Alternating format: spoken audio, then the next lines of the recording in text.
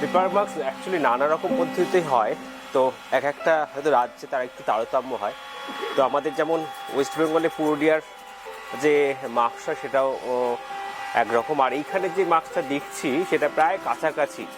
প্রথমে আমরা মাটি নিয়ে একটা করে নেওয়া হলো, মাটি নিয়ে প্রধান যে মুখোশ একটা করে নেওয়া হলো, সেখান থেকে তারপর আমরা পেপার ছিঁড়ে ছিঁড়ে আঠা লাগিয়ে লাগিয়ে অনেক অনেক লেয়ার দিয়ে প্রায় 25টা লেয়ার দিয়ে আমরা একটা পদ্ধতিতে এই মাস্কটা তৈরি করছি, এবং সেটা একটা 4টে ধাপ আছে বলা যেতে পারে।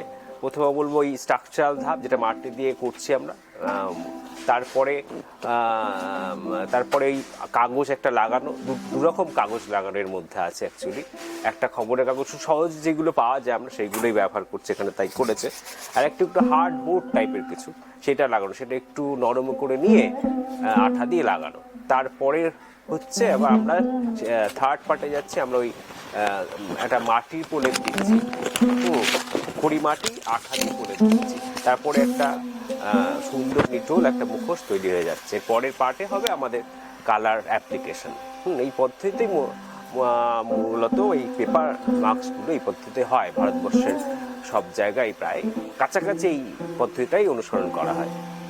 এইভাবে খুব সহজে এবং খুব কম জিনিসপত্র দিয়ে এবং খুব কম পয়সায় আমরা একটা সুন্দর একটা এরকম মাস্ক তৈরি করতে পারি। এবং আমরা একটা এখানে দেখতেই পাচ্ছেন না, আমার এতটা বড় মাস্ক হতে পারে, আমার এই অভিজ্ঞতাটা আমারও খুব একটা ছিল না। আমি দেখেছি কিন্তু সরাসরি আমার অভিজ্ঞতা ছিল না, এটা আমারও খুব জানার আগ্রহ ছিল। আমি সেই জায়গা থেকে আমি খুব আপ্লুত, সেই জায়গাতে আমি পুরো প্রসেসটা এখান থেকে জানলাম, শিখলামও বলা যেতে পারে।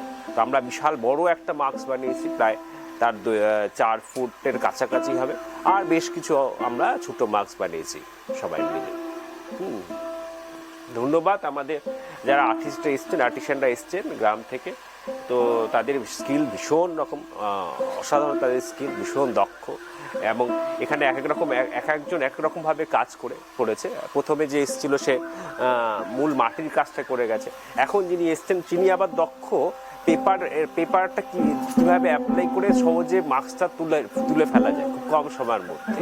এটাও এক ধরনের স্কিল, এক একজনের এক রকম স্কিল। এখানে সেই স্কিলগুলোকে আমরা কাজে লাগিয়েছি, সেই নানা রকম স্কিলগুলোকে এই মাস্ক মেকিং ওয়ার্কশপে।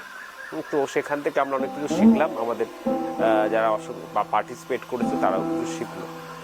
এটা খুব খুব ভালো একটা দিক তৈরি করবে আশা করি আমাদের। এখান থেকে আমাদের উডিয়ার্ডের জন্য কিছু আগামী দিনের কিছু আমরা প্রোডাকশন করতে পারি কিনা সেই চেষ্টাও থাকবে। ধন্যবাদ।